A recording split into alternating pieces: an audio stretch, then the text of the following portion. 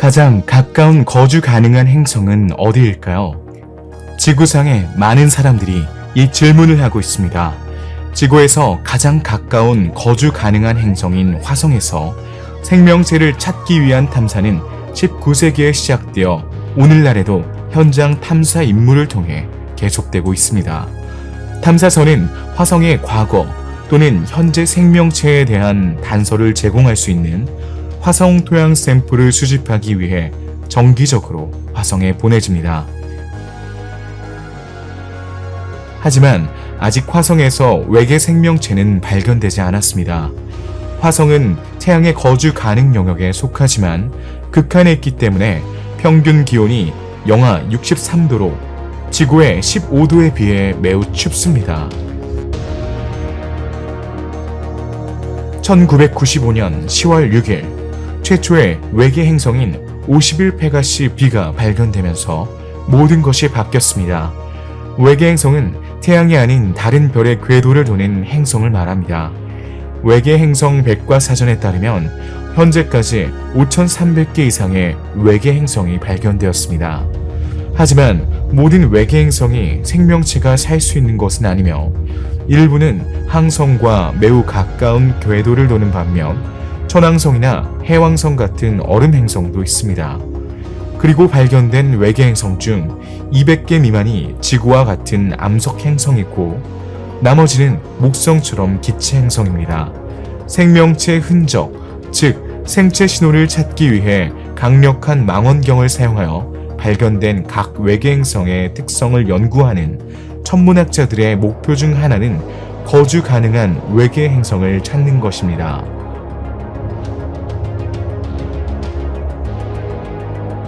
여행자 여러분 환영합니다. 오늘날 천체 물리학자들은 여러 항성계에 관심을 갖고 있습니다. 그 중에서도 울프 1061 성계는 과학자들의 호기심을 불러일으키고 있습니다.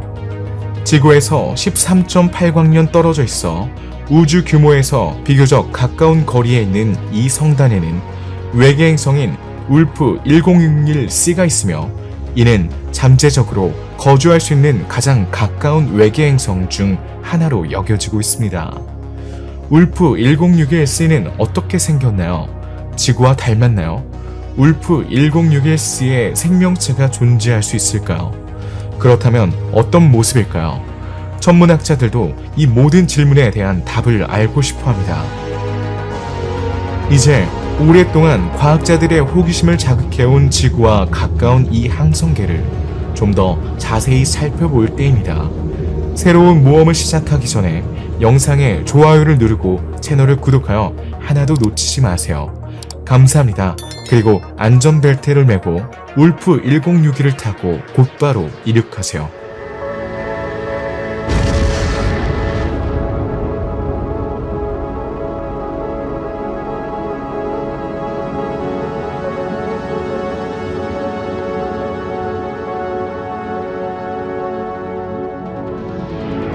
울프 1061 성단은 우리 태양계에서 13.8광년 떨어진 곳에 위치해 있습니다. 지구와 울프 1061 성계 사이에는 공백이 없으며 오히려 그 반대입니다. 일반적인 믿음과는 달리 우주는 텅 비어있지 않습니다. 공기는 없지만 가스, 먼지, 분자, 원자가 존재합니다. 또한 별, 외계 행성, 위성, 해성, 펄서 등 수많은 천체도 존재합니다. 지구와 울프 1061 사이에는 약 30개의 별이 있는 것으로 추정됩니다.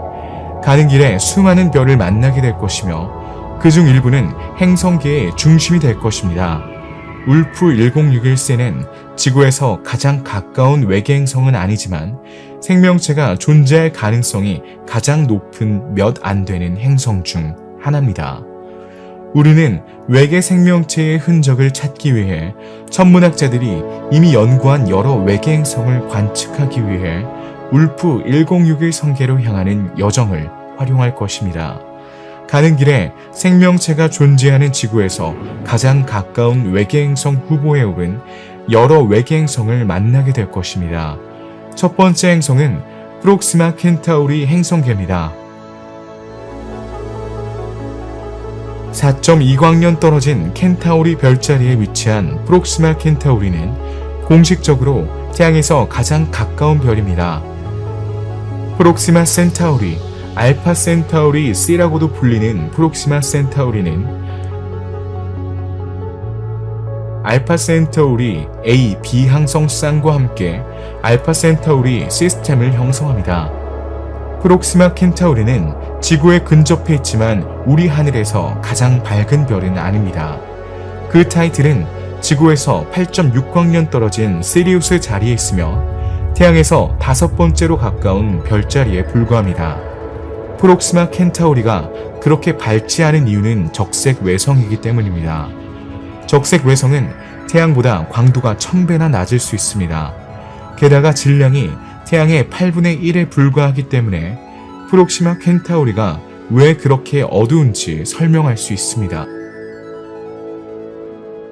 2016년 8월 24일, 이 적색 외성을 도는 외계 행성이 발견되었습니다. 프록시마 켄타우리 B.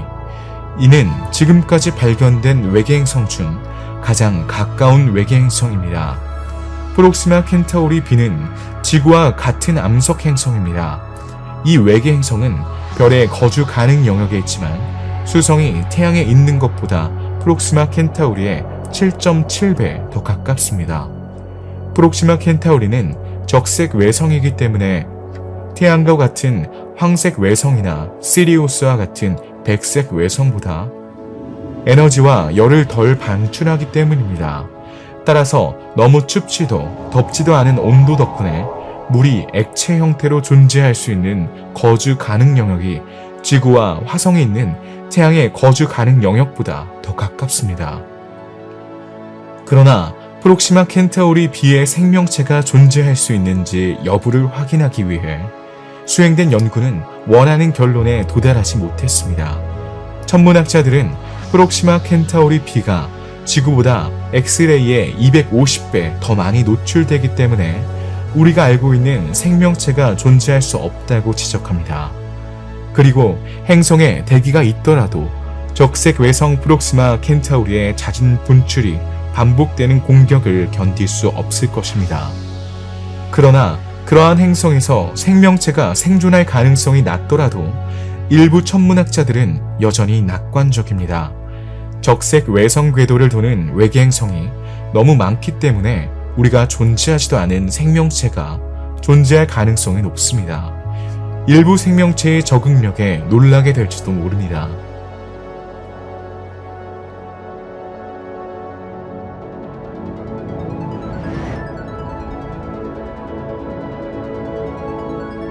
실제로 미국 뉴욕주 코넬 대학교 칼 세이건 연구소의 리사 칼테네거와 잭 오말리 제임스는 2019년 왕립 천문학회 월간지 월간 통간지에 이러한 내용의 논문을 발표했습니다. 39억 년 전 초기 지구는 현재 프록시마 B가 겪고 있는 것보다 훨씬 더 심한 폭풍을 견뎌냈지만 생명체가 저항하고 번성할 수 있었다는 것이 이들의 주장입니다. 연구진은 프록시마 켄타우리 B와 다른 세 개의 지구 근방 외계 행성의 대기 특성을 지구의 대기와 비교했습니다. 대기 구성과 두께와 같은 매개 변수를 비교하고 이러한 결과를 지구의 역사에 따른 대기의 특성과 비교했습니다. 물론 이러한 비교에는 외계 행성의 대기가 직접 관측된 적이 없고 행성의 질량이나 밀도로만 추론할 수 있기 때문에 모델을 사용했습니다.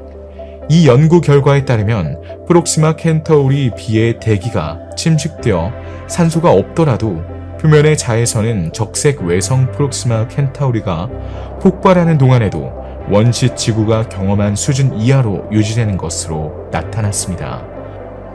결론은 자외선은 적색 외성 주변의 암석 행성의 거주 가능성을 제한하는 요인이 아닙니다.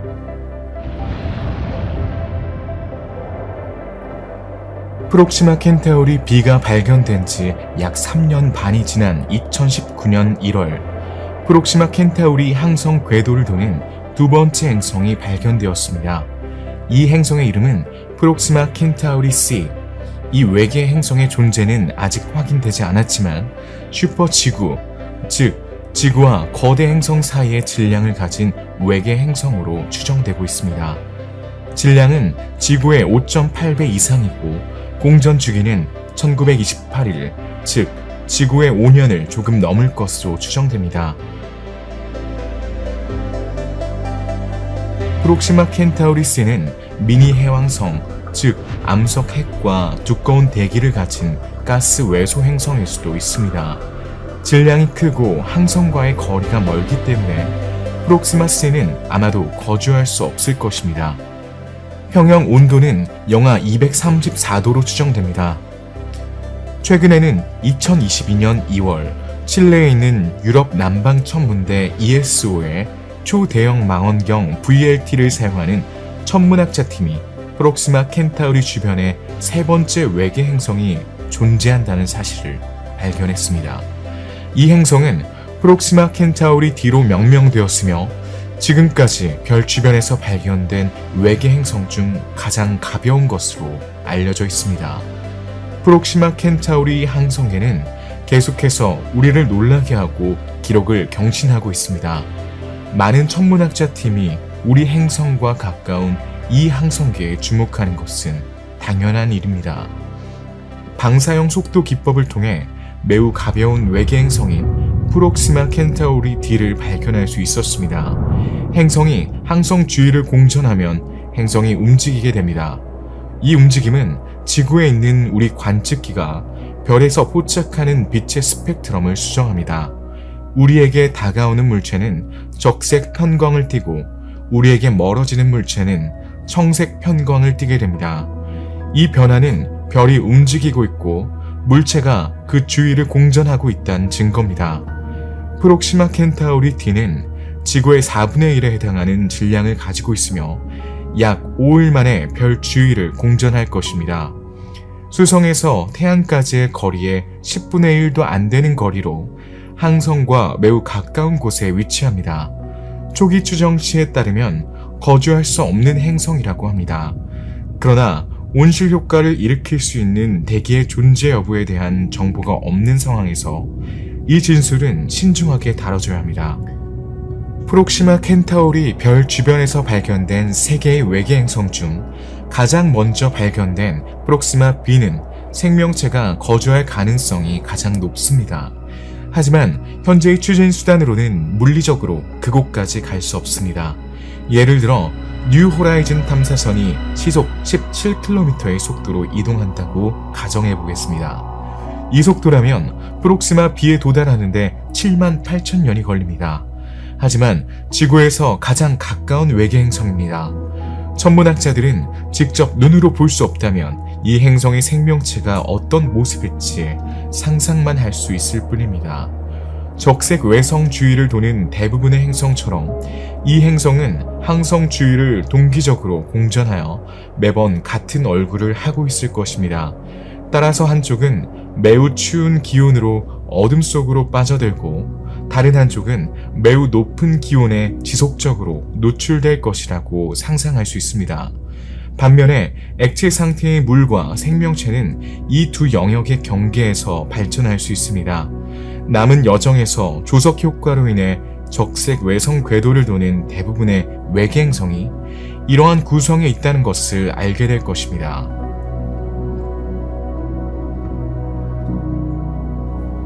울프 1061을 향한 여정을 계속해 봅시다.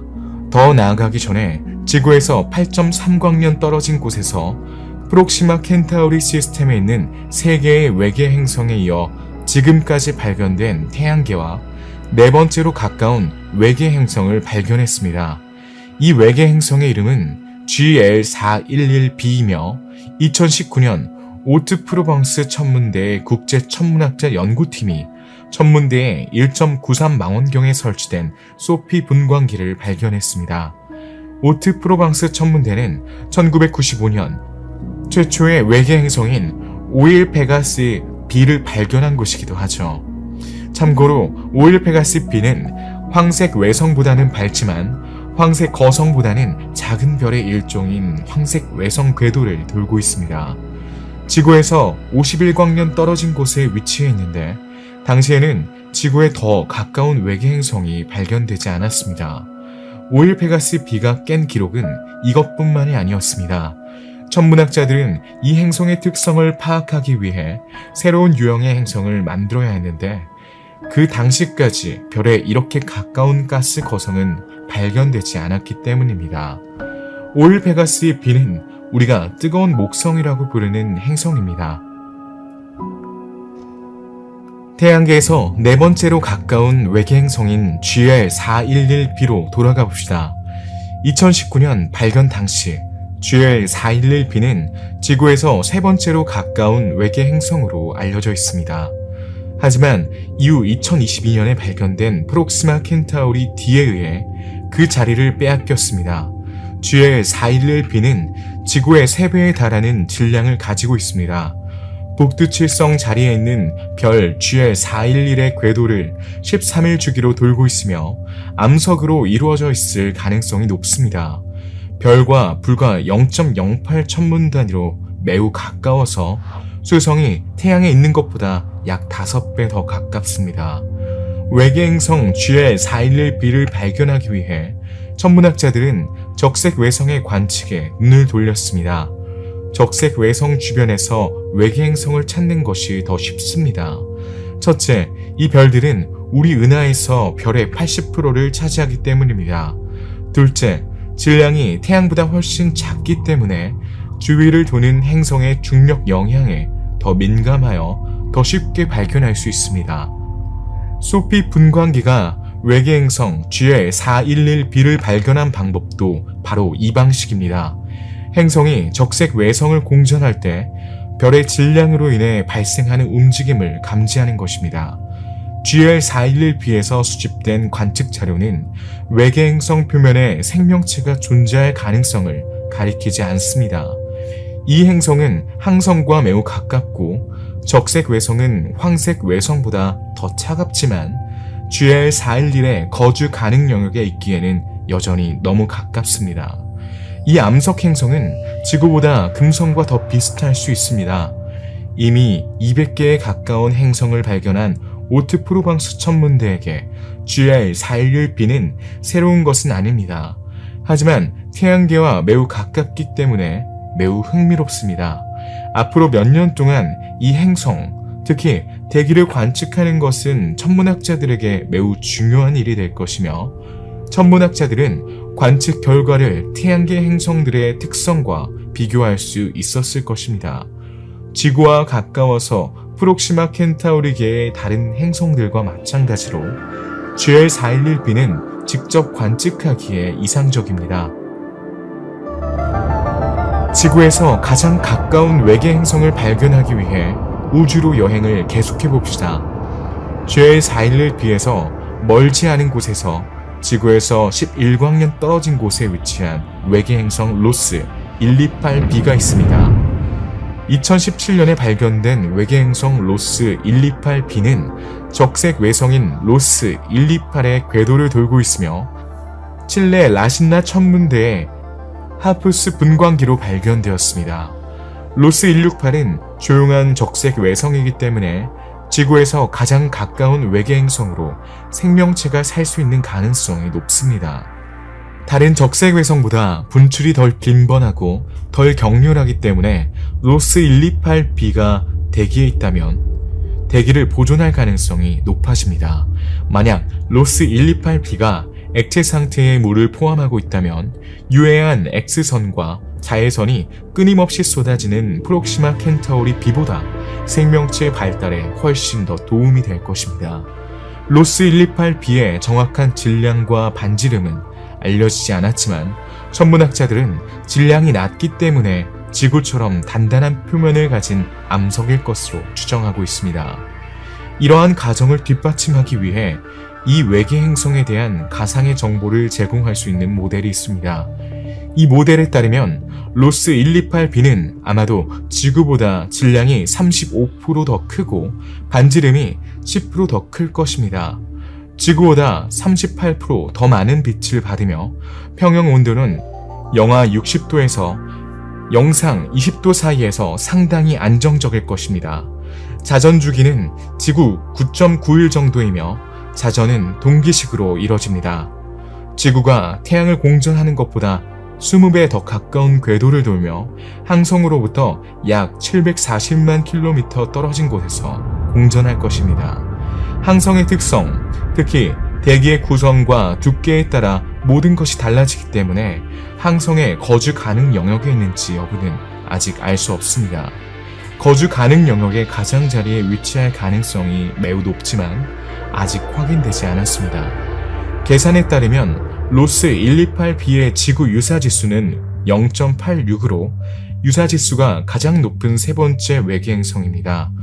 지구 유사성 지수가 가장 높은 행성은 트라피스트 1b로 ESI가 0.90이고 두 번째 행성은 케플러 438b로 지수가 0.88입니다. 하지만 이 두 행성은 지구에서 더 멀리 떨어져 있기 때문에 천문학자들에게는 로스 128b가 특히 흥미롭습니다. 트라피스트 1b는 비교적 가깝지만 여전히 40광년 떨어져 있습니다. 케플러 438b는 우리 태양계에서 약 475광년 떨어진 아주 먼 곳에 있습니다. 현재로서는 별 앞을 통과하지 않기 때문에 로스 128b의 대기 특성을 연구하기가 어렵습니다.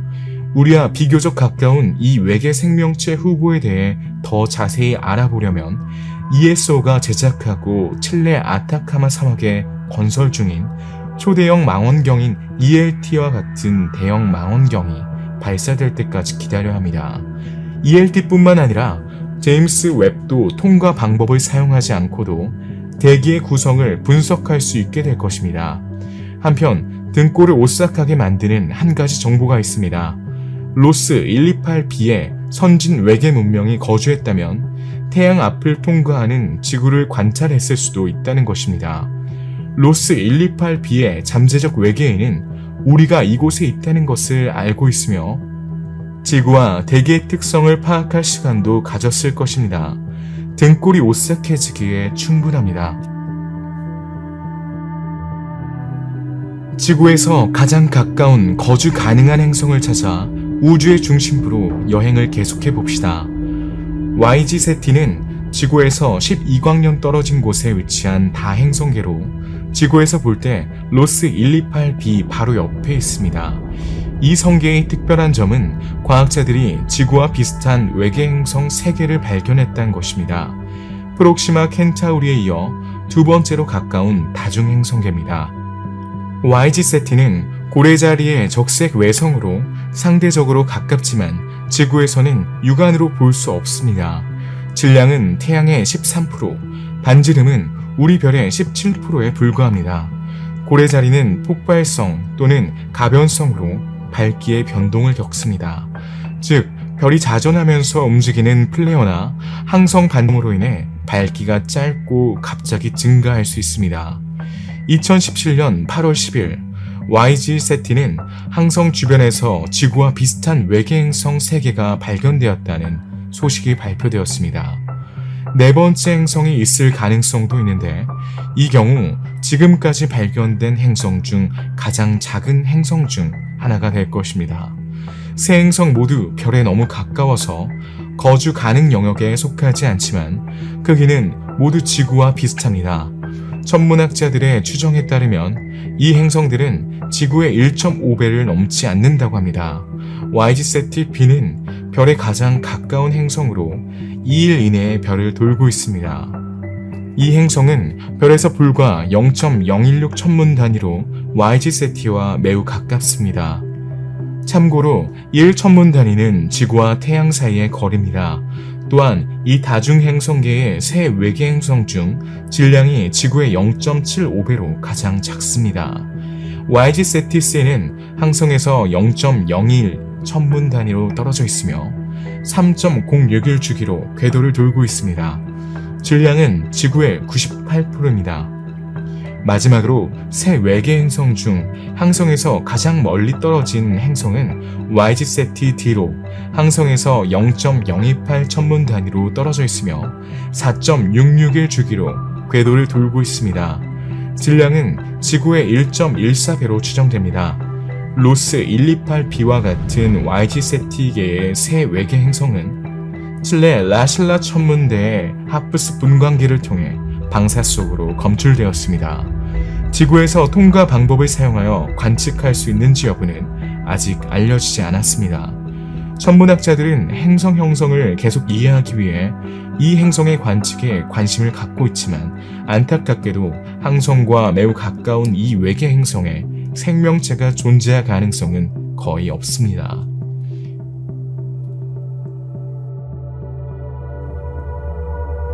우주 규모에서 YG-세티에서 멀지 않은 곳에 지구 유사성 지수가 로스 128b로 세 번째로 높은 외계 행성인 루이텐 B가 있으며 지구에서 12.2광년 거리에 있습니다. 이 행성은 GJ2713b로도 알려져 있으며 적색 외성인 루이텐의 별 궤도를 돌고 있는 텔루르 행성입니다. 루이텐의 별을 도는 또 다른 행성인 루이텐 C와 같은 시기에 발견되었습니다. 하지만 천문학자들의 관심을 끄는 것은 슈퍼지구의 범주에 속하는 루이텐 B입니다. 질량은 지구의 거의 3배에 달하며 지구보다 6%만 더 많은 햇빛을 받습니다. 따라서 거주할 가능성도 있습니다. 비영리 단체인 METI는 이를 알아내기 위해 연구를 시작했습니다. METI는 메시징 외계 지능의 약자입니다. 외계인과 소통할 수 있는 방법을 모색하고 언젠가 응답을 기대하며 메시지를 보내는 것이 바로 이 단체의 목표입니다. 2017년 10월 METI 조직은 잠재적인 외계 문명과의 접촉을 희망하여 루이텐 B에게 메시지를 보냈습니다. 그들이 우리의 메시지를 수신하고 이해한다면 2042년까지 응답할 수 있을 것입니다. 전송된 메시지는 음악적, 수학적, 과학적 내용을 담고 있으며 선진 외계 문명이 이해할 수 있는 가능성을 극대화하기 위해 전파로 코딩되어 있습니다. METI는 음악 및 기술 축제인 바르셀로나의 소납 페스티벌로 페스티벌 25주년을 기념하기 위해 우주로 보낼 메시지를 고안해달라는 요청을 받았습니다. 이 신호는 소납 콜링 GJ273b로 명명되었습니다. 2017년 10월 노르웨이 트롬스의 아이스캣 송신기에서 3일에 걸쳐 연속으로 전송되었습니다. 무엇보다도 무선 주파수나 시간 개념과 같이 우리 문명과 관련된 물리적 개념을 설명하는 기초 수학과 과학에 대한 튜토리얼 포함되어 있습니다. 어떻게 보면 외계인이 음악적 메시지를 이해하고 우리와 같은 의사소통 과정을 통해 응답할 수 있는 실용적인 매뉴얼이라고 할 수 있습니다. 이 메시지에는 튜토리얼 외에도 소납 페스티벌이 위촉한 6개의 오리지널 음악, 10초 분량의 짧은 음악이 포함되어 있습니다. 소납 페스티벌이 왜 아직 거주 가능성에 의문이 제기되고 있고 우리와 더 가까운 프록시마 B가 아닌 루이텐 B 행성을 선택했는지 궁금할 것입니다. 간단히 말해서 루이텐의 별은 송신기가 위치한 북반구에서 볼 수 있기 때문입니다. 따라서 잠재적인 외계인과 효과적으로 소통하기가 더 쉬워집니다.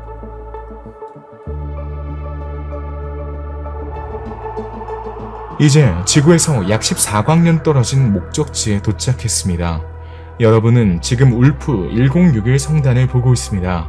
지구에서 가장 가까운 거주 가능한 외계 행성에 대한 탐사를 계속하기 전에 천문학자들이 이 외계 행성에서 외계 생명체를 찾는 이유와 특정 외계 행성에 어떤 형태의 생명체가 있을 수 있는지 여부를 결정하는 방법을 이해합니다.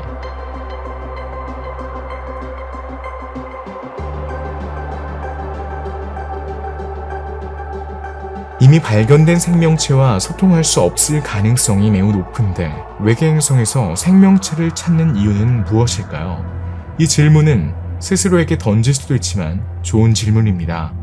거대 망원경으로 수십 광년 떨어진 외계 행성에서 생명체를 발견하더라도 그 생명체와 소통하지 못할 수 있는 여러 가지 요인이 있기 때문입니다. 이는 지구가 아닌 다른 곳에 생명체가 있다면 왜 외계인이 나타나지 않았는지에 대한 페르미 역설에 대한 답변으로 제시되는 것과 같은 이유입니다. 우선 이 생명체는 미생물, 수생 또는 동물로 우리를 이해하지 못할 가능성이 있습니다. 그리고 설령 외계 문명을 발견한다 해도 외계인의 의사소통 방식이 우리와 너무 달라서 의사소통이 불가능할 수도 있습니다. 또한 지적 문명이 존재했지만 우주의 규모에 비해 오래 지속되지 못했을 가능성도 있습니다. 기술, 핵전쟁 등으로 인해 빠르게 자멸했을 수도 있습니다. 또는 이미 우리와 소통을 시도했지만 그들의 통신 기술이 아직 우리보다 너무 발전했기 때문에 우리가 그들의 신호를 포착하지 못했을 수도 있습니다. 페르미의 역설에 대한 답은 수십 가지가 있을 수도 있습니다.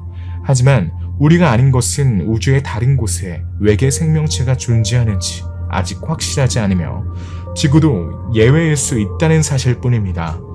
또한 우주의 다른 곳에서 다른 형태의 생명체를 발견하더라도 우리 문명만큼 발전된 다른 문명을 발견할 가능성은 거의 없다는 것도 알고 있습니다. 그렇다면 외계 행성에서 생명체를 찾는 이유는 무엇일까요? 외계인과 접촉하기 위해서뿐만 아니라 지구의 생명체의 출현을 더 잘 이해하고 지구도 예외인지 알아내기 위해서입니다. 현재 지구는 생명체가 존재하는 것으로 알려진 유일한 행성으로 우주에서 예외적인 존재입니다. 하지만 우주에서 지구의 위치가 그렇게 예외적이지 않을 수도 있습니다. 과학자들은 생명체가 다른 형태로 존재할 수 있는지에 대해서도 관심을 갖고 있습니다. 우리가 알고 있는 생명체는 수소, 산소, 탄소, 칼륨, 질소, 이내 6가지 원자를 기반으로 합니다. 아직 다른 형태의 생명체는 관찰되지 않았지만 그렇다고 가능성이 없는 것은 아닙니다. 이것이 바로 천체 물리학, 행성학, 생물학, 화학의 개념을 사용하여 우리와 다른 원소를 기반으로 한 생명체가 어떤 모습일지 상상하는 학문인 외생물학의 주제입니다.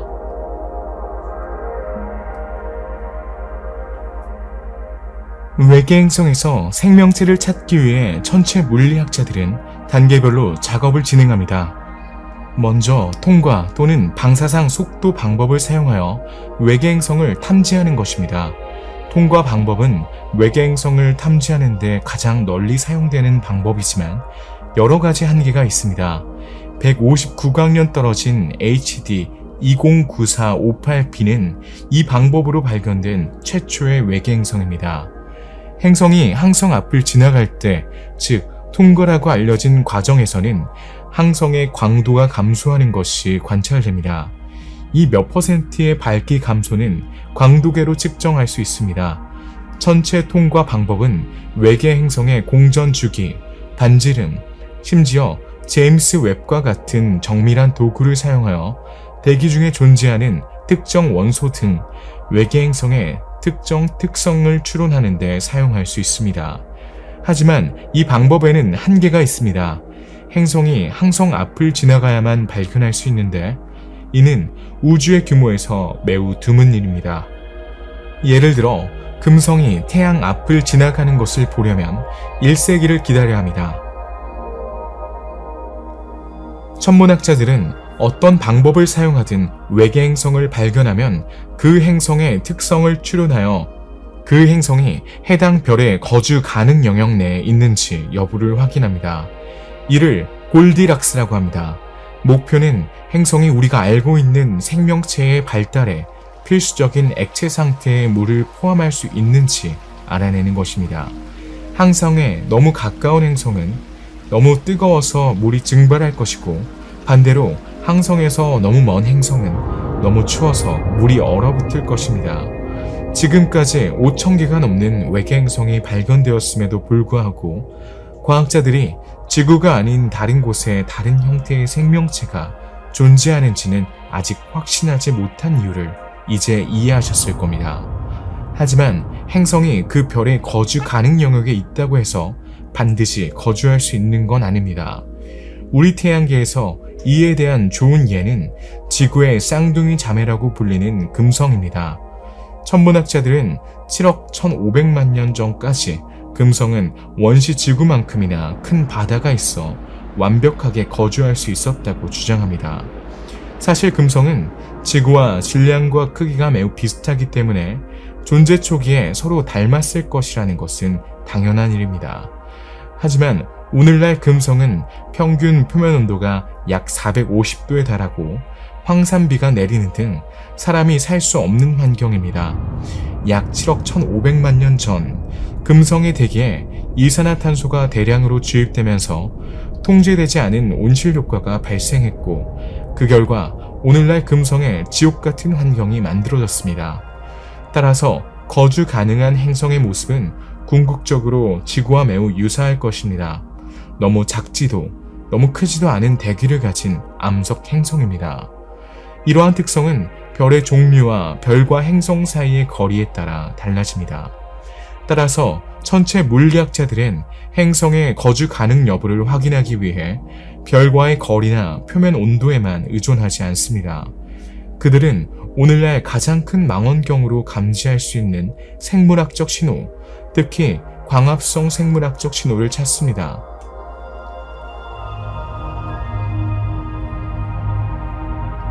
이제 천체 물리학자들이 외계 행성의 거주 가능 여부를 판단하는 방법과 그들이 지구와 같은 거주 가능한 행성을 끊임없이 찾는 이유를 알았으니 이제 울프 1061 성계와 그 행성 울프 1061C에 대해 살펴볼 수 있습니다.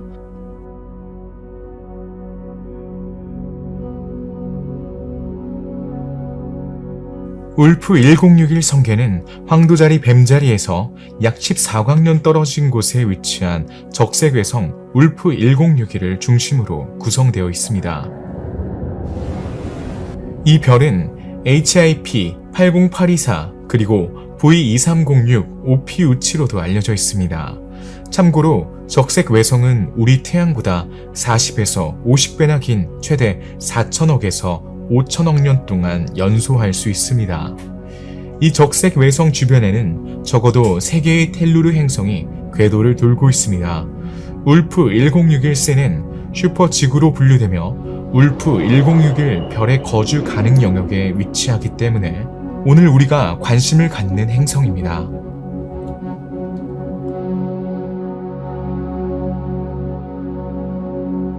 울프 1061 별은 1919년 독일 천문학자 막스 볼프에 의해 처음 목록이 작성되었습니다. 이 천문학자는 고유운동이 높은 희미한 별의 목록을 발표했습니다. 고유운동은 지구에서 볼 때 천체 근고에서 별이 겉으로 보이는 움직임을 말합니다. 그 후 울프 1061은 지구와 상대적으로 가까워서 천문학자들의 관심을 끌었습니다. 천문학자들은 방사상 속도법을 사용하여 3개의 행성으로 구성된 3중 행성계를 발견했습니다. 울프 1061의 거주 가능 영역은 별에서 0.1에서 0.2 천문 단위 사이의 거리로 측정됩니다. 울프 1061의 행성계는 알려진 행성 3개로 구성되어 있으며 행성이 더 있을 가능성도 배제할 수 없습니다. 이 행성들은 칠레라 신라 천문대의 하프스 분광기로 울프 1061 행성계를 10년간 관측한 자료를 분석하여 발견되었습니다.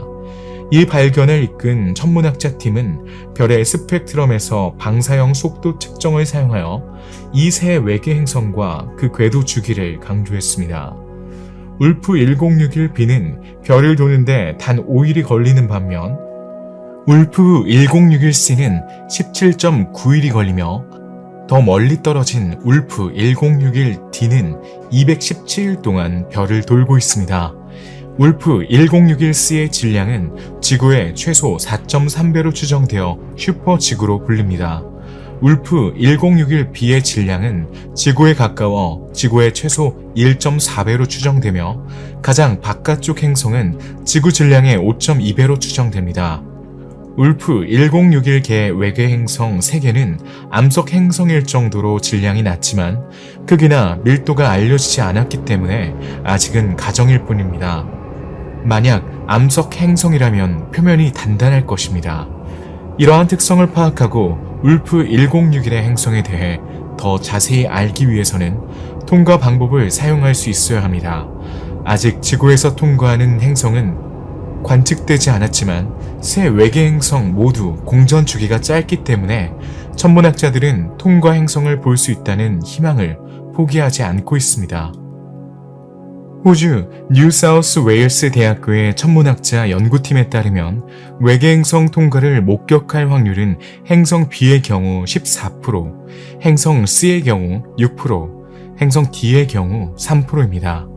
울프 1061 외계 행성 3개 중 잠재적으로 거주할 수 있는 것으로 여겨지는 행성은 C 행성뿐입니다. 울프 1061b는 항성에 너무 가깝고 울프 1061d는 거주 가능 영역의 외곽에 위치해 있습니다. 모든 것이 관측되지 않은 자체 특성이 달려있기 때문에 거주 가능성은 여전히 가능성이 남아 있습니다. 하지만 더 많은 것을 알기 전까지는 천문학자들의 관심을 끄는 것은 중간 행성인 울프 1061c입니다. 울프 1061c는 오랫동안 잠재적으로 거주할 수 있는 가장 가까운 외계 행성으로 여겨져 왔습니다. 태양계에 더 가까운 외계 행성이 발견되면서 프록시마 켄타우리 b, 로스 128b, 루이텐 B와 함께 가장 가까운 잠재적 거주 가능 외계 행성 목록에 합류했으며 프록시마 켄타우리 B에 이어 세계의 행성계에서 두 번째로 잠재적 거주 가능성이 있는 외계 행성입니다. 울프 1061c는 울프 1061의 거주 가능 영역의 내부 한계 근처에 위치한 슈퍼지구입니다.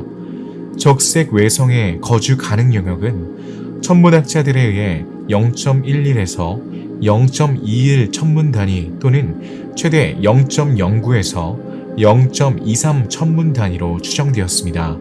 울프 1061c는 항성에서 0.08 천문 단위로 거주 가능 영역의 한선에 위치합니다.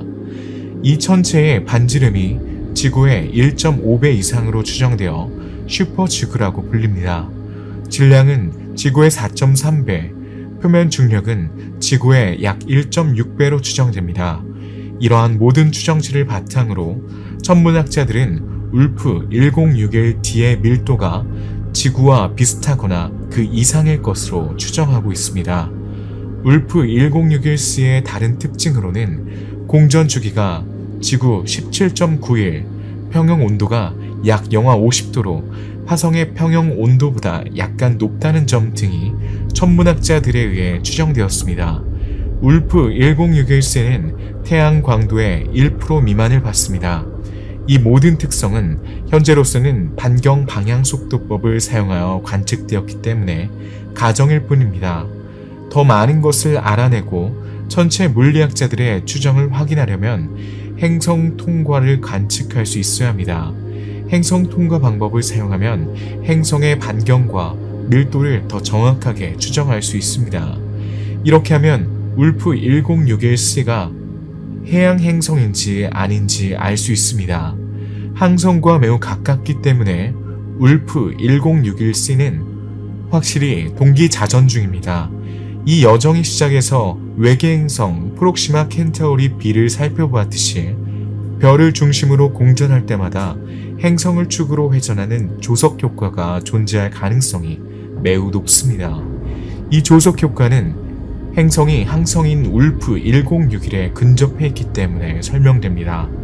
따라서 울프 1061c 행성은 항성에 대해 항상 같은 얼굴을 보여주므로 주간과 야행성 사이의 분리 영역에만 생명체가 있을 수 있습니다.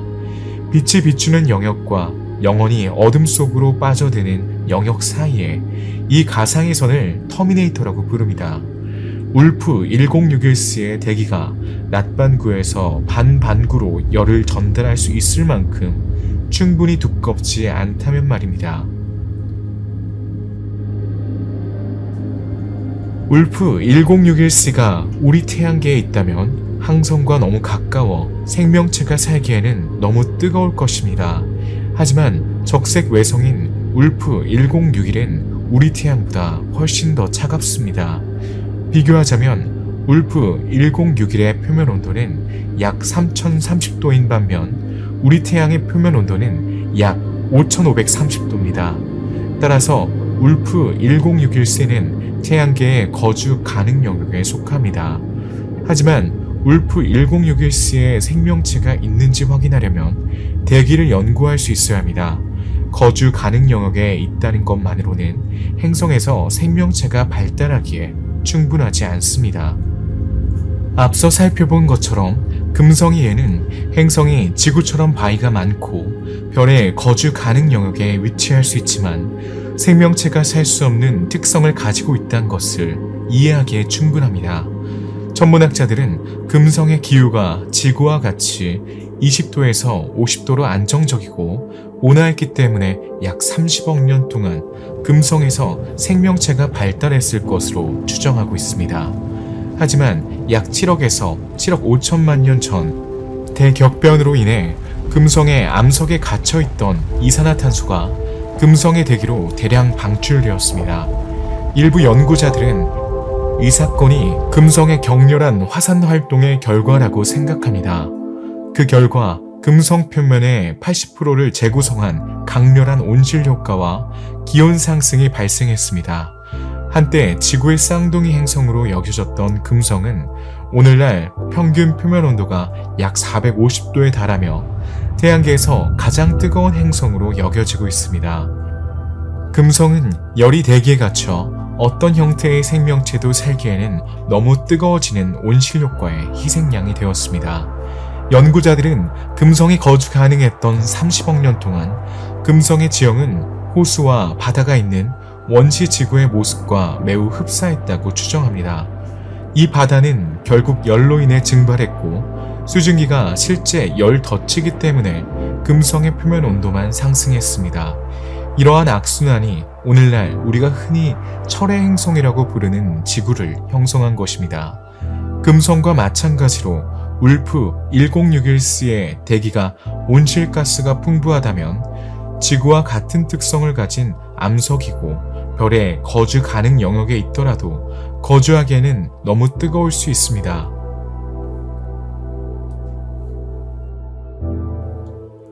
샌프란시스코 주립대학의 외계행성 전문 천문학자 스티븐 케인과 그의 연구팀은 울프 1061의 거주 가능성에 대한 문제를 조사했습니다. 그들에 따르면 이 외계행성의 기후는 다소 혼란스럽습니다. 지구에서는 지구 궤도가 365일 지속되기 때문에 기후 변화가 다소 느린 속도로 일어납니다. 그러나 단 18일 만에 항성 주위를 도는 울프 1061c에서는 기후 변화가 훨씬 더 빠릅니다. 따라서 동결 또는 온난화의 빈도가 매우 빠릅니다. 계절의 변화 없이 매우 덥다가 매우 추운 행성에 살고 있다고 상상해 보세요. 그럼에도 불구하고 천문학자들은 아직 행성 대기에 대한 더 많은 데이터를 기다린 후에야 어떤 결론을 내릴 수 있습니다.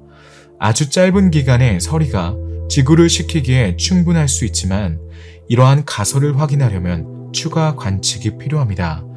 또한 스티븐 케인과 그 연구팀에 따르면 울프 1061은 항성과 매우 가깝기 때문에 금성과 마찬가지로 통제되지 않은 온실 효과를 경험할 수 있다고 합니다. 그러나 이 행성의 거주 가능성에 찬성하는 또 다른 주장이 있습니다. 로스 128과 마찬가지로 울프 1061은 적색 외성으로는 특히 조용합니다. 대부분의 적색 외성은 매우 활동적이며 인근 행성의 모든 형태의 생명체를 파괴할 수 있는 초신성을 일으키기 쉽습니다. 특히 적색 외성은 우리 태양과 같은 황색 외성보다 더 차갑기 때문에 적색 외성 궤도를 도는 행성은 태양계 행성보다 항성에서 훨씬 더 가까이 위치해 있습니다.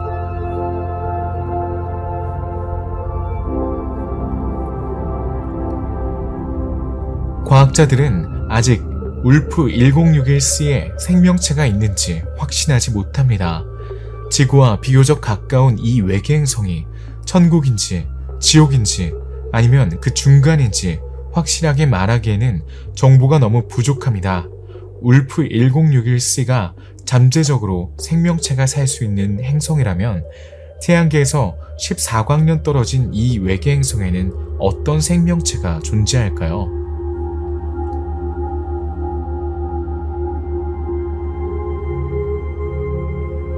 많은 연구자들은 이 행성에는 인간이 살 수 없다고 주장합니다. 별의 유명한 거주 가능 영역에 위치한 행성에는 우리와 같은 선진 문명이 발전하기 위한 전제 조건 중 하나인 액체 상태의 물이 존재할 가능성이 높다는 것은 사실입니다. 그러나 연구자들은 울프 1061의 경우 우리가 알고 있는 것과 유사한 생명체가 발달하는 것은 매우 복잡할 것이라고 생각합니다. 중력이 지구보다 1.6배나 크기 때문에 인간의 생활 조건이 쾌적하진 않을 것입니다.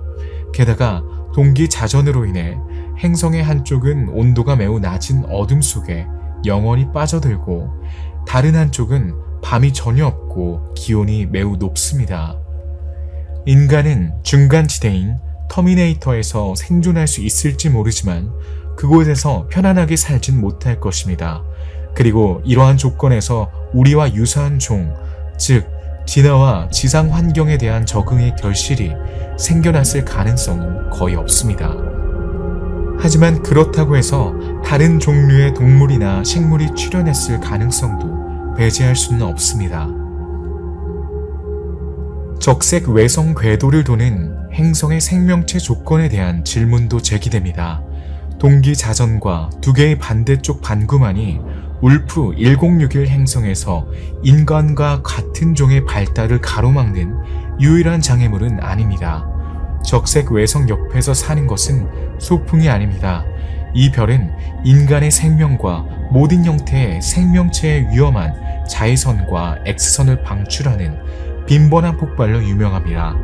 따라서 적색 외성의 주변은 그다지 우호적인 환경이 아닙니다. 우리 태양과 같은 황색 외성도 적색 외성과 마찬가지로 성질을 부릴 수 있습니다. 그러나 황색 외성 궤도를 도는 행성은 적색 외성 궤도를 도는 행성보다 더 멀리 떨어져 있기 때문에 덜 빈번할 뿐만 아니라 덜 위험합니다. 지구는 태양으로부터 충분히 멀리 떨어져 있어 폭발 가능성을 두려워하지 않아도 됩니다.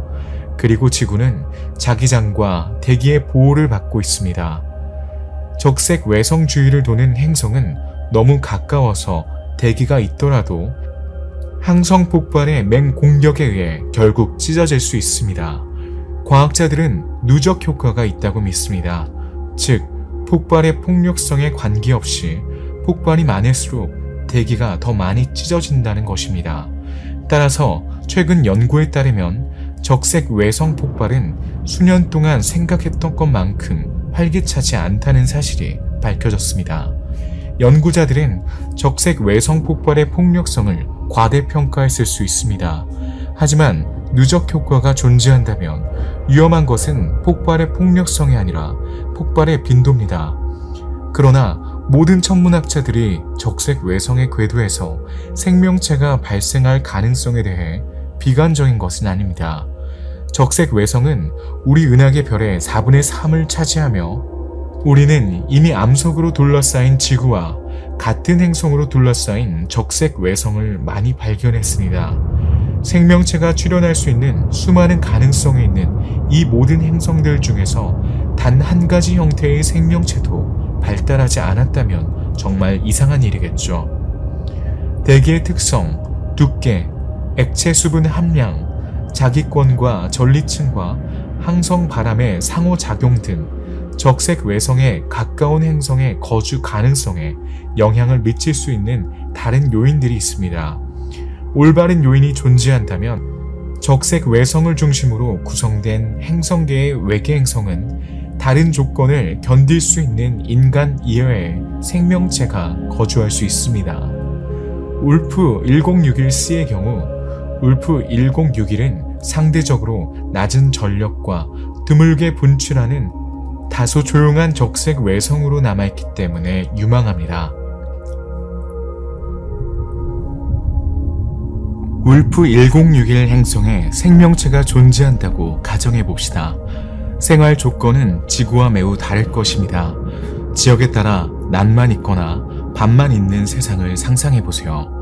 울프 1061c는 단 18일 만에 별 주위를 돌기 때문에 1년도 더 짧아질 것입니다. 1년은 지구에서 3주에 불과합니다. 울프 1061c는 지구처럼 황외성이 아닌 적외성 궤도를 돌기 때문에 행성의 광도와 마찬가지로 풍경도 매우 다를 것입니다. 우리 태양은 노란 빛을 발산하지만 적색 외성은 붉은 빛을 발산합니다. 적색 외성은 태양보다 지구에 더 가깝기 때문에 울프 1061c의 주민들은 여전히 머리 위에 붉은 별을 볼 수 있었을 것이고 항성 원반은 태양보다 더 클 것입니다. 식물에는 식물세포에서 발견되는 청록색 색소인 피토크람이라는 적색광을 받아들이는 광수용체가 있기 때문에 울프 1061c의 식물이 존재할 가능성이 있습니다. 하지만 울프 1061c의 식물은 맛, 냄새, 모양면에서 육상식물과 매우 다를 것입니다. 아마도 별에서 방출되는 붉은 빛을 더 잘 흡수하기 위해 검은색을 띄었을 것입니다.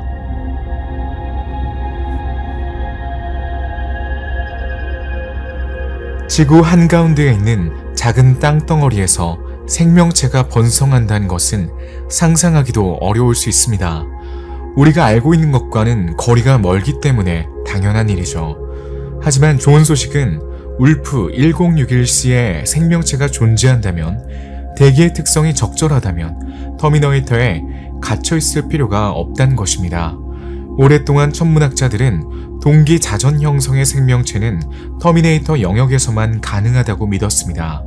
또한 낮에서 밤으로 열 전달이 충분히 효율적으로 이루어지려면 대기가 광합성을 방해할 정도로 두꺼워야 한다고 믿었습니다. 또한 이러한 행성에서는 강풍과 폭우가 지속적으로 발생하여 복잡한 생명체가 존재할 가능성이 낮다고 생각했습니다. 이러한 가설에 따른 생명체의 모습은 다음과 같습니다. 인간은 없지만 식물은 이러한 환경에서 생존할 수 있습니다. 예를 들어 식물은 뿌리로 흙에 고정하거나 유연하고 잘 부러지지 않는 잎과 가지를 발달시켜 지속적인 바람에 적응할 수 있습니다. 또한 폭풍으로 인해 이러한 유형의 의사소통이 불가능하기 때문에 지구에서처럼 울음소리나 냄새가 아닌 적외선으로 의사소통을 하는 동물도 있습니다. 반면에 수중생물은 거센 바람과 화산 폭발로부터 보호받고 있으며 플랑크톤과 검은 광합성 조류의 광대한 번식에 의해 지탱이 되고 있습니다. 플랑크톤 플룸은 바다에서 식물성 플랑크톤이 번식하는 것을 말합니다. 지구에서는 북극해 심해와 남극 해빙 아래에서 이 현상이 입증되었습니다. 우주에서 녹색 시트를 형성하는 것을 볼 수 있습니다. 이 현상은 영양분과 별빛이라는 두 가지 요소가 존재할 때만 일어날 수 있습니다. 따라서 우리가 이러한 형태의 수중생물이 울프 1061의 조명이 비추는 반구의 바다에서 발달할 것이라고 상상할 수 있습니다. 20세기 말부터 추가 연구가 진행되어 유망한 결과를 얻었습니다. 천문학자들은 이제 이러한 유형의 외계행성에서 생명체가 출현할 가능성에 대해 조금 더 낙관적으로 전망하고 있습니다. 90년대 말 나사 연구진이 수행한 연구에 따르면 행성의 대기가 실제로 온실가스인 CO2와 H2O를 포함하고 있다면 별의 열이 밤 쪽으로 전달되는데 지구 대기의 10%인 100mB만 있으면 된다고 합니다. 이 수치는 광합성이 일어날 수 있다는 것을 보여주기 때문에 안심할 수 있습니다. 다른 연구에 따르면 밤에는 해저가 빙하 아래에서 물이 순환할 수 있을 만큼 충분히 깊으면 바닷물이 얼지 않고 효율적으로 순환할 수 있다고 합니다. 다시 말해 수중생물은 밤에도 주기적으로 자전하는 바다 세계에서 발견될 수 있습니다. 실제로 2010년의 한 연구에 따르면 밤이 되면 남반구의 해수 온도가 영하 33도 이하로 떨어지지 않을 것이라고 추정했습니다. 낮과 밤의 차이가 최소화되려면 구름이 있어야 합니다. 만약 울프 1061c의 구름이 있다면 천문학자들은 이것이 거주 가능성의 가능성을 크게 높인다는데 동의합니다.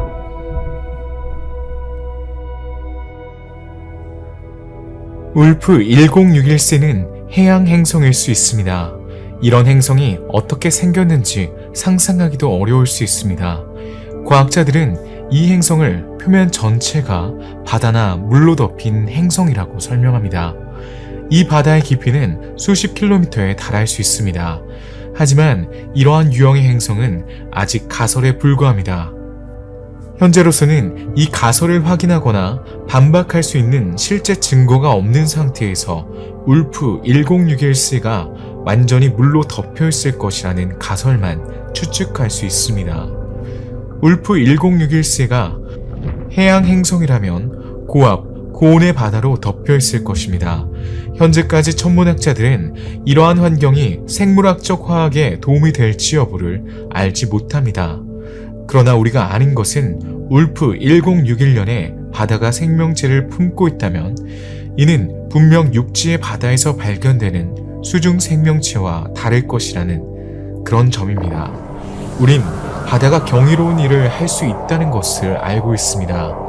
지구 생명체의 기원은 여전히 미스터리로 남아있지만 가장 유력한 가설은 생명체가 바다 또는 적어도 물에서 태어났다는 것입니다. 수중 생명체는 극한의 조건에서도 살아남을 수 있습니다. 지구상에서 우리는 사해에서 번성할 수 있는 생명체를 발견했습니다. 타디그레이드는 엄청난 압력 조건에서 살아남을 수 있는 초저항성 종의 가장 좋은 예입니다. 다리가 8개인 이 동물은 몸 길이가 1mm가 조금 넘는 크기로 영하 273도에서 영상 150도에 이르는 온도와 인간보다 1100배 강한 X선, 심해보다 4배 높은 수압을 견딜 수 있습니다. 또한 산소 부족과 고립을 견디며 스스로 번식할 수 있습니다. 크립토바이옴은 신진대사 과정을 정상의 0.01%로 줄여 거의 죽진 않았지만 거의 죽지 않는 상태로 만드는 크립토바이옴을 통해 회복력을 발휘합니다. 이 상태는 수십 년 동안 유지될 수 있으며 언제든 수분을 보충하고 깨어날 수 있습니다. 따라서 지구보다 환경이 덜 청정한 울프 1061c와 같은 행성에서 이러한 유형의 생명체가 발견될 가능성이 있습니다.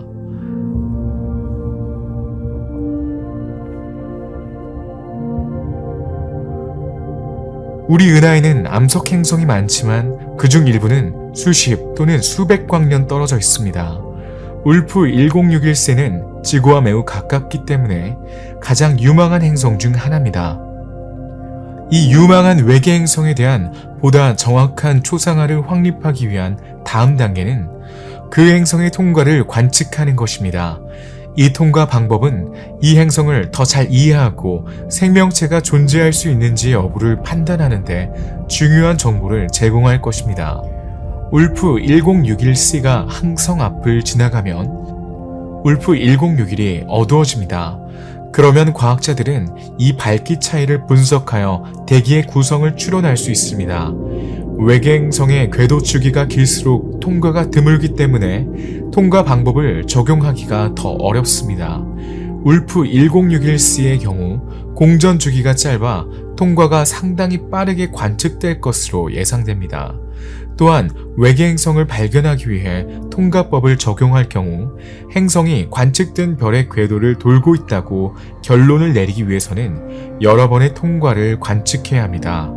통과 방법은 외계 행성의 반지름과 밀도와 같은 정보를 제공합니다. 천문학자들은 별의 스펙트럼을 알고 있기 때문에 반지름을 계산할 수 있습니다. 통과하는 동안 별의 광도가 상대적으로 감소하는 것은 외계 행성의 반지름과 별의 반지름의 비율 제곱과 같습니다. 이 계산을 통해 외계 행성의 반지름을 구할 수 있습니다. 반지름과 질량을 비교하면 평균 밀도를 추론할 수 있습니다. 이 통과 방법은 또한 행성 대기의 화학 성분과 온도에 대한 정보도 제공합니다. 이를 위해 천체 물리학자들은 별의 스펙트럼을 통과하지 않은 상태에서 측정한 다음에 통과한 상태에서 측정하여 외계 행성의 적절한 스펙트럼을 추론합니다. 2011년 12월에 발사된 제임스 웹 망원경은 과학자들이 울프 1061c와 그 특징, 생명체 존재 여부에 대해 더 많은 것을 알아내는데 큰 도움이 될 겁니다. 이 우주망원경은 근적외선과 중적외선을 볼 수 있는 여러 장비를 탑재하고 있습니다. 2022년 8월, 과학계는 제임스 웹이 외계 행성의 대기에서 이산화탄소를 처음으로 감지했다고 발표했습니다. 이 외계 행성은 토성 크기의 가스 거성인 WASP-39b입니다. 이 외계 행성은 제임스 웹이 2022년 7월부터 조사한 최초의 외계 행성 중 하나이며 울프 1061c도 대기 목록에 올라 있습니다. 더욱 인상적인 것은 망원경이 이산화탄소 외에도 수증기, 일산화탄소, 나트륨, 칼륨, 이산화황을 감지할 수 있었다는 것입니다. 이 마지막 화합물의 검출은 외계 행성에서 처음으로 관찰된 광화학 현상을 밝혀냈습니다. 제임스 웹 망원경만이 가능성을 보여준 것은 아닙니다. 유럽 남방 천문대의 초대형 망원경은 2028년에 완공되어 시운전될 예정입니다. 현재 칠레 아타카마 사막에 건설 중인 이 망원경은 주 거울의 지름이 39m에 달하는 지상 기반 망원경 중 가장 큰 규모가 될 것입니다. 이에 비해 지구에서 150만 킬로미터 떨어진 태양 궤도를 도는 제임스 웹 망원경은 직경 6.5m의 거울을 가지고 있습니다. 유럽 남방 천문대의 초대형 망원경은 이미 2022년 10월에 외계행성 WASP-76b와 WASP-121b의 대기에서 외계행성 대기에서 발견된 가장 무거운 원소인 바륨을 발견하여 그 능력을 입증한 바 있습니다. ELT의 능력을 상상해보세요. 이 초강력 망원경이 완성되면 지구 표면에서 3000m 상공에 서서 인간의 눈보다 1억 배 더 많은 빛을 포착할 수 있습니다.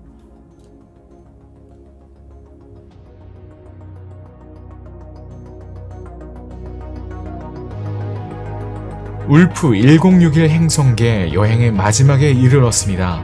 이제 우주에는 암석 행성과 우리 행성과 같은 다행성계가 많이 있다는 것을 알았습니다. 천문학자들은 아직 두 번째 태양계를 찾지 못했지만 언젠가 생명체가 살 수 있는 행성을 우연히 발견할 수 있다는 희망을 포기하지 않고 있습니다. 울프 1061c는 유망한 외계 행성으로 우리와 매우 가깝다는 장점이 있습니다. 새로운 망원경인 제임스 웹 망원경과 LT 망원경은 이 외계 행성의 특징과 생명체가 살기가 적합한지, 그리고 무엇보다도 언젠가는 모두가 궁금해하는 질문, 즉 지구에서 14광년 떨어진 곳에 생명체는 어떤 모습일지에 대해 더 많은 것을 알려줄 수 있을 것으로 기대됩니다.